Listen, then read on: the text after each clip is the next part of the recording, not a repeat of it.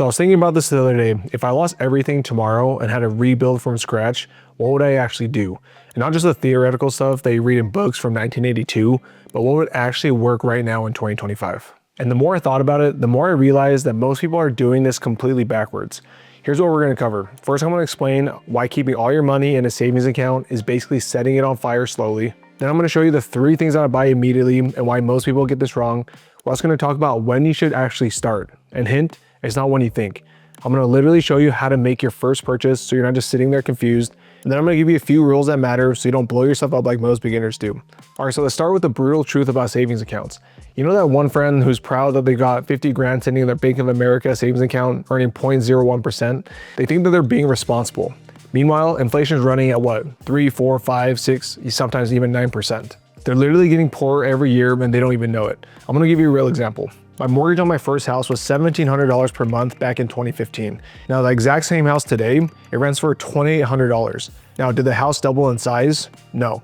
Did they go and add a pool? No. That's just what happens to prices over time. Everything gets more expensive while your savings account just sits there doing nothing. Now, before someone comments, but Preston, you need an emergency fund. Yeah, I know. I'm not saying dump everything into Bitcoin tomorrow. You need cash for when life punches you in the face. But once you've got that safety net sorted out, keeping everything in cash is like playing defense in a game where the other team never stops scoring. The way that money actually grows is pretty simple when you break it all down. You either own things that produce value, like businesses, real estate, whatever, and those things grow over time. Or you let compound growth do its thing, and then your gains start making their own gains. Let me show you what I mean with actual numbers. Let's say you invest $1,000 every month. Nothing crazy, just $1,000. At 10% returns, which is roughly what the stock market's average forever, here's what happens. Year 1, you've got about 12 grand. Year 5, 77,000. Year 10, you're at $200,000. But watch this. Year 15, $400,000. And then year 20, $760,000. Now you notice that the back half is where all the action happens. That's why every year you wait is costing you hundreds of thousands of dollars. Not because you missed some hot stock tip, but because you missed time and you can't buy back time. Now let's talk about what I'd actually buy if I were starting today. And this is where people mess up because they're looking for the next Tesla or GameStop or whatever. That's not investing, guys. That's gambling. What you want is stuff that actually works whether you're paying attention to it or not. First thing I buy is a basic S&P 500 index fund. And yeah, it's boring, but you know what? I like boring when it comes to my money. You're basically buying a tiny piece of the 500 biggest companies in America, like Apple, Microsoft, Amazon, all of them. One company screws up and who cares? You got 499 others carrying the load. Now here's the thing that most people don't understand about index funds. You're not trying to beat the market. You are the market. You're betting that American businesses in general will keep making money. And historically, that's been a pretty good bet. And we're talking 10% average annual returns going back like 100 years. And that's going through wars, recessions, pandemics, whatever. Now, the second thing I buy, and this is where some people get nervous, is Bitcoin. But let me be clear about what I mean. Now, I'm not talking about day trading crypto or buying Dogecoin because Elon tweeted something. I'm talking about buying Bitcoin systematically, moving it to cold storage, and forgetting it exists for 5 years minimum. Now, you're probably asking why Bitcoin, and it's simple. There will only ever be 21 million of them. That's it. The government can't print more when they feel like it. And yeah, it's volatile. Sometimes it's going to drop 40%, 50, sometimes 60+% and make you want to puke. But if you can handle the volatility and you understand what you're buying, basically digital gold that you can actually use, then it's worth having some. If Bitcoin makes you uncomfortable, it's because you haven't done the research yet. But at least understand why some of us own it. It's not about getting rich quick. It's about having money that nobody can debase. The third thing, and this is what most people completely ignore, is cash flow. Everyone's obsessed with their stocks going up, but what about money coming in every month, regardless of what the market's doing? For me, that's real estate. There's a couple of strategies I like to use. First is house hacking. So you can buy a duplex, you live in half, you rent out the other half, or you can get a house and rent out the extra bedrooms, your basement, and your tenants are basically gonna pay your mortgage while you live there for free and start building equity. It's exactly how I got started. I bought a 4-unit property and then I lived in one of the units and then we rented out the rest and I was essentially living for free. It's one of the best ways to supercharge your growth and really save a ton of money on your biggest expense each month. Now, if you can't buy it or don't want to, there's also something called the bridge method. You lease an apartment or property for rent with written permission from the landlord. You then furnish it and you list it on sites like Airbnb, and the spread between what you pay in rent and what you collect in bookings is going to be your profit. Let me tell you about some of my students doing the bridge method because these numbers are insane.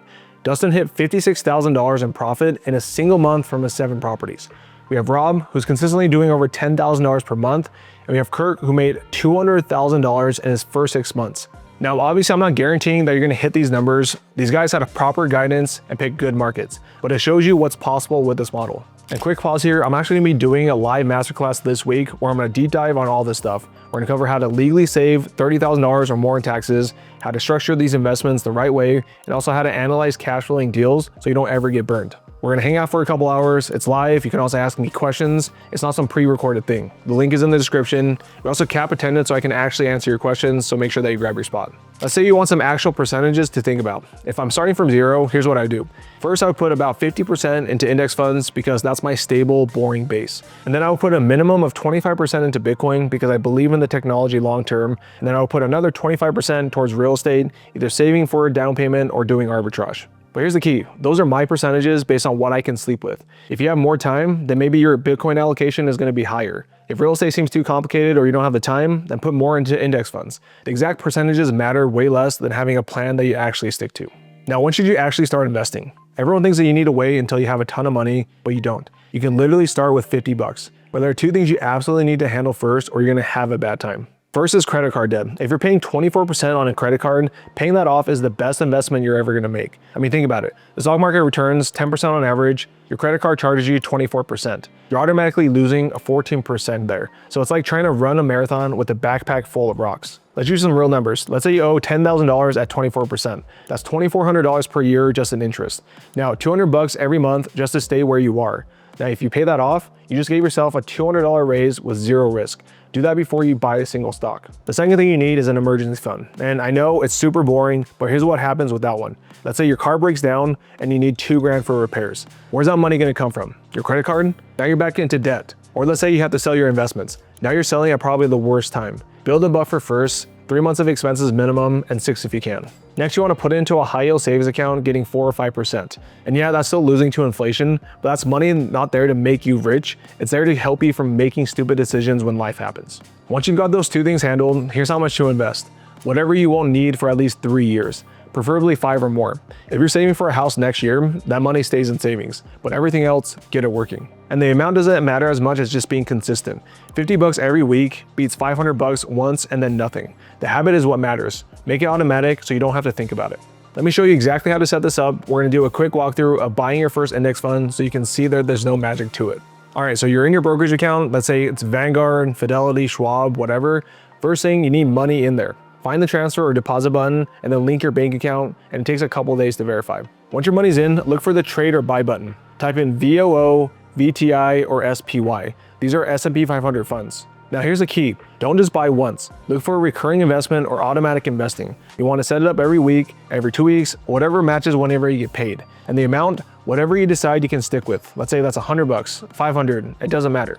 Another thing you want to do is turn on dividend reinvestment. That means when companies pay you dividends, it automatically buys more shares. It's free money buying more money. Review everything, hit confirm, and then you're done. The system runs whether you're thinking about it or not. Now for Bitcoin, the process is different because security actually matters here. People lose their Bitcoin all the time because they don't understand this part. You need a wallet first. A hardware wallet is best, but start with a phone wallet to learn. When you create it, you're gonna get 12 or 24 words. Write these on paper. Not your phone, not your computer, paper. Those words are your Bitcoin. And if you lose them, Bitcoin's gone and someone else is gonna get them. You wanna get your receive address from the wallet, go to your exchange, and then send 10 bucks first as a test. When it shows up, you know that it works. And then you can send bigger amounts. I buy weekly on the exchange, and then once a month, I move everything to cold storage.